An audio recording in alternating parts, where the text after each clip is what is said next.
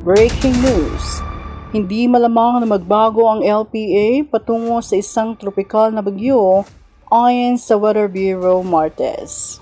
Ang trough ng LPA gayunpaman ay inaasahang makakaapekto sa ibang lugar sa Mindanao, sabi ni Rhea Torres ng Philippine Atmospheric, Geophysical and Astronomical Services Administration o PAGASA. Ito ay magdudulot ng mga magkakalat na pag-ulan at pagkidlat sa mga rehiyon ng Davao, South Cotabato at Sarangani. Maaring magresulta rin sa mga pag-ulan sa mga nabanggit na lugar na may kasamang baha o pagguho ng lupa. Ang natitirang bahagi ng bansa ay maaaring magkaroon ng mga hiwa-hiwalay na pag-ulan dulot ng mga lokal na pagkidlat. Hindi namin nakikita ang mga pagtitipon ng ulap na maaari magdala ng ulan sa iba pang mga bahagi ng bansa dahil sa ridge na mataas na presyon. Ang tsansa na magkaroon ng pag-ulan ay manipis, sabi ni Torres.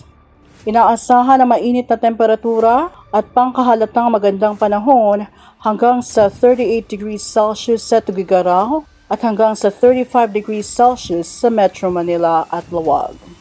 Ang temperatura sa Iloilo, Puerto Princesa at Calayan Islands ay maaaring umabot hanggang sa 34 degrees Celsius at hanggang sa 33 degrees Celsius sa Tacloban, Cebu, Zamboanga at Davao.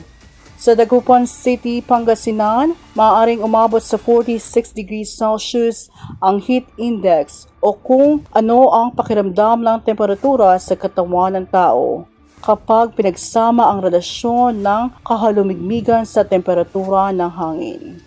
Maaring umabot sa 43 degrees Celsius ang heat index sa Apari sa Cagayan at Zamboanga City.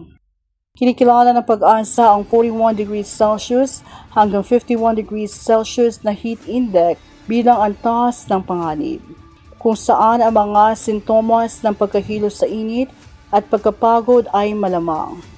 Patuloy na pakikilahok ay maaari ring magdulot ng heat stroke. Samantala, inaasahan na magaan hanggang katamtamang hangin at magaan hanggang katamtamang karagatan sa buong archipelago.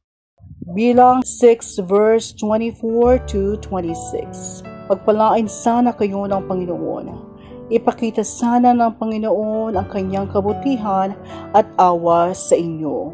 At malugod sana ang Panginoon sa inyo at bigyan ninyo kayo ng mabuting kalagayan.